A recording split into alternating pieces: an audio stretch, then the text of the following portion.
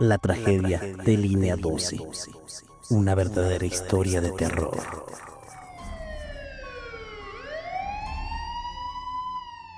La noche del 3 de mayo del año 2021, la Ciudad de México fue testigo de una de las tragedias más dolorosas que han marcado la historia del transporte público.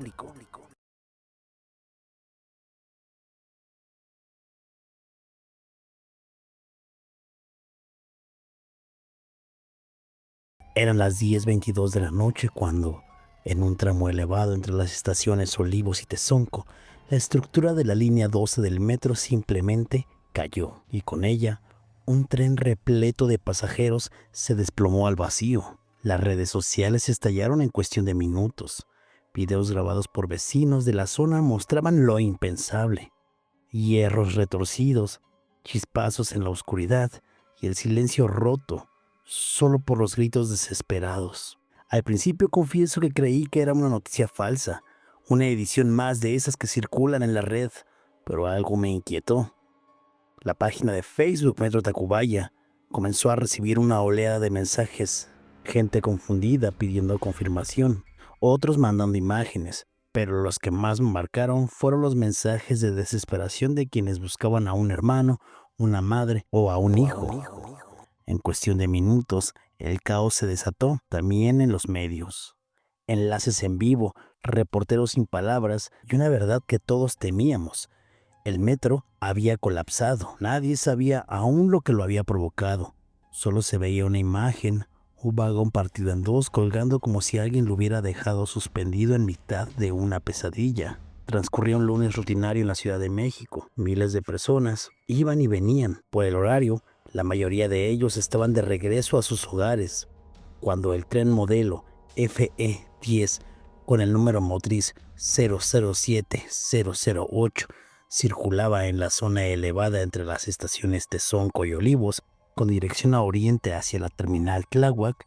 A unos 100 metros de la estación Olivos, una trave metálica entre las columnas 11 y 12 que sostiene las vías colapsó, provocando la caída hacia el suelo desde una altura de 12 metros de los últimos vagones de la formación. El resto del tren siguió su camino hacia la estación, pero obviamente no llegó.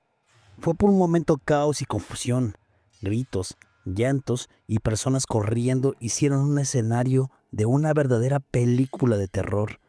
La misma gente y vecinos aledaños al accidente fueron los primeros en reaccionar. Mototaxis funcionaban para trasladar a los heridos. La gente que salía por las ventanas de los vagones eran auxiliados por los mismos usuarios y gente que se acercó al lugar. Seguramente has leído muchas historias sobre este lamentable hecho. Hoy quiero compartirte la historia de Sergio, quien fue uno de los sobrevivientes de este accidente. Esta historia fue recopilada por el periodista Edgar Tequianes, del medio La Silla Rota, a quienes agradezco esta historia que tiene que ser contada. Si tú no vives en México o no eres de la Ciudad de México, escucha parte de esta historia e imagínatela. Próxima estación, Olivos. Prepare su descenso. Ayúdame, nada más jálame, por favor, rogó Sergio al estar tirado en el piso del convoy con su bicicleta encima de él. Sí te ayudo. Nada más deja ayudo a mi pareja, le contestó un usuario que estaba enfrente. Ninguno de los dos perdió el conocimiento cuando colapsó el tramo de la línea 12 del metro, por lo que pudieron sentir la caída del vagón en el que viajaban. Esa noche, cerca de las 9:15, Sergio Santiago Pino salió de la tienda departamental de Coapa, donde trabajaba como cajero, para volver a su casa. Se cambió de ropa, tomó su bicicleta y se marchó. A las 9:55 de la noche llegó a Metro Tezonco, ingresó y llegó al área de andenes, donde esperó la llegada de un tren por varios minutos y calculó el tiempo que le tomaría llegar hasta Valle de Chalco, donde actualmente reside. Sergio pensaba: voy a llegar a mi casa entre las 10 o 11 de la noche. El reloj dio las 10, a las 10:10, las 10:15 y el convoy no llegaba. Se me hizo raro. Dije: voy a llegar a mi casa más tarde de lo normal. Cuando el tren arribó a la estación, venía demasiado lleno. Incluso, Sergio tomó la decisión de no abordarlo, esto por temor a pegarle a alguien con la bici. Sin embargo, varios pasajeros se bajaron liberando el espacio. Una vez a bordo, Sergio pensaba que los próximos 2 días los tendría libres. Me toca descansar el miércoles y, pues ya, disfruto mi bebé los otros 2 días. Además, oía a las personas contar cómo les había ido durante sus respectivos festejos por el día de la Santa Cruz que acababa de pasar. De repente, el hombre escuchó un ruido y creyó que un carro había golpeado al vagón donde él viajaba. Sergio menciona: yo estaba pegado en la puerta, solamente me avienta un poquito el golpe. Cuando volteo, lo primero que veo es cómo se desprende y veo la noche literalmente, y nos vamos en picada. Sergio cayó a lo largo del vagón. Su cuerpo se detuvo debido a que quedó anclado, pues la bicicleta se le fue encima de la mano izquierda y lo detuvo. Eso impidió que llegara hasta el fondo del convoy. Yo te mentiría si te dijera que mi vida vi pasar. No, no es cierto. Yo lo que viví fue al caer. Me pegué en todos lados. El hombre describió que quedó tirado en el piso del metro con las manos extendidas como si estuviera crucificado. Una mano la tenía prensada por la bici y en la otra tenía a una mujer, quien pendía de su brazo. Además, había más personas arriba de él. No sabía en realidad qué era lo que estaba pasando. Es como la sensación cuando te subes a un juego o a la montaña rusa o algo así. Así se escuchaba el ruido. Se fue la luz. No había luz. Todo se quedó en silencio. No había gritos. Por un momento, todo fue confusión. La vista de Sergio tardó 3 minutos en acostumbrarse a la oscuridad. El silencio dentro del vagón aún continuaba. Mientras tanto, Sergio sigue contando. Te quedas como cuando estás jugando de chico y rompes el vidrio de la persona más enojona de la cuadra y dices, pues ahora, ¿quién fue? ¿O qué pasó? Yo solo lo que quería en ese momento era no estar ahí. No me podía mover y la gente había caído arriba de mí. Yo tengo un bebé de 4 años y no quería estar ahí porque siempre que yo me despido de él, jugamos los dos y le digo, no me puede pasar nada, hijo. Y él me decía, no, papá, porque eres Batman, y me daba su puñito. Una de las cosas que no me dejó derrumbarme en ese momento fue pensar en mi familia, dijo Sergio, quien indicó que al poco rato los demás pasajeros empezaron a reaccionar, a gritar, algunos con cara golpeada o sangrada. Sergio se quería mover, pero el cuerpo no le respondía. Tenía la cabeza debajo de unos asientos y el cuerpo atravesado en el pasillo. No se muevan, porque esto se va a caer, les gritaban desde afuera del convoy. Personas externas empezaron a golpear los vidrios de las ventanas de los vagones que se vinieron abajo y los usuarios accidentados empezaron a desesperarse. Sergio salió del convoy a través de una ventana, esto con la ayuda de un pasajero al que le pidió auxilio, quien lo movió para llegar hasta allá. Tenías que escalar si querías salir del vagón porque estaban inclinados.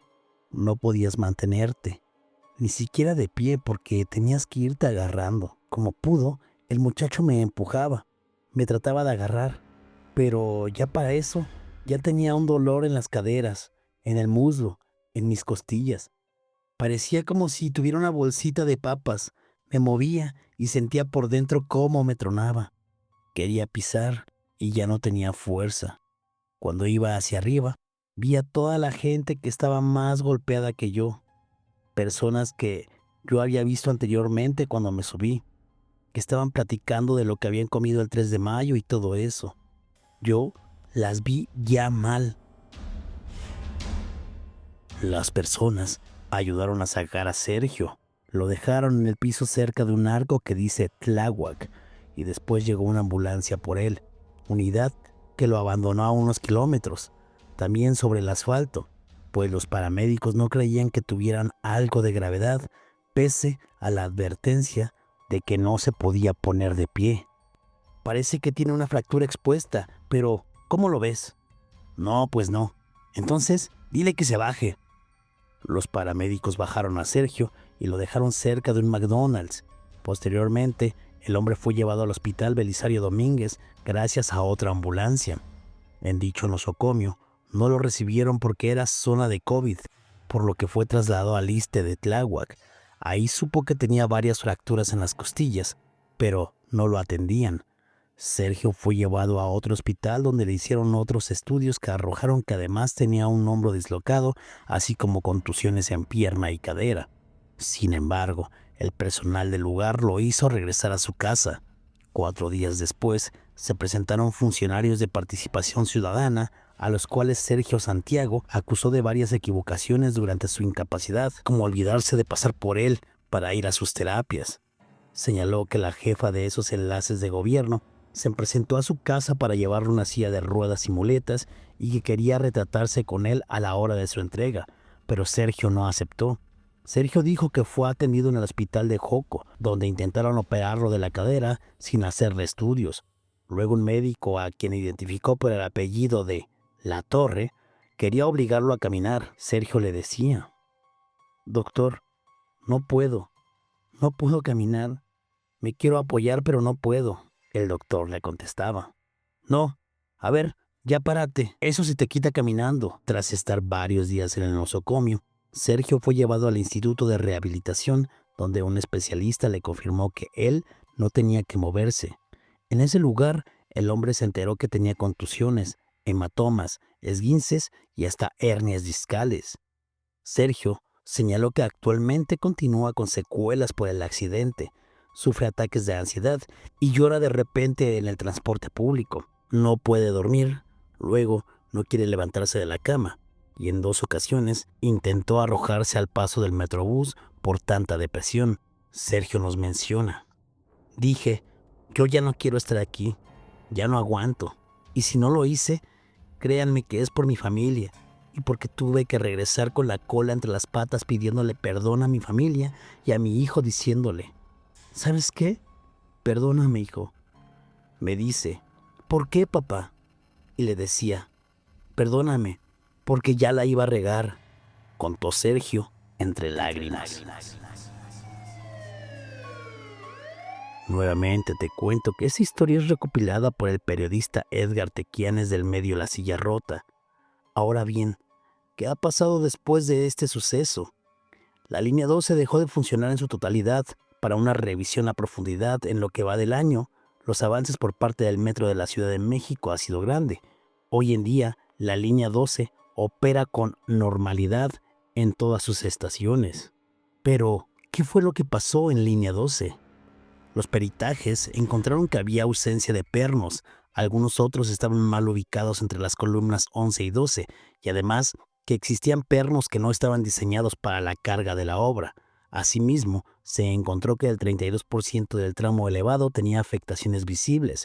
Según datos de transparencia del metro, 129 familias fueron indemnizadas. Se han dado 3.788 visitas y brigadas domiciliarias, además de que se ha beneficiado a 5.341 personas con estas acciones. En cuanto a las personas lesionadas, se indemnizó económicamente, según sus afectaciones particulares, por una suma en conjunto equivalente a 30.740.000 pesos, y a la fecha, 96 personas lesionadas han aceptado su indemnización, se lee en el reporte de transferencia de línea 12.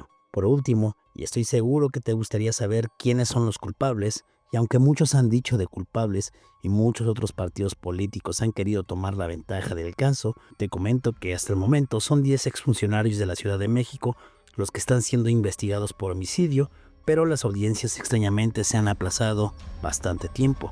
La historia de Sergio no solo es un testimonio de sobrevivencia, es también un espejo doloroso de lo que falló, de lo que seguimos permitiendo y de lo que podría volver a ocurrir.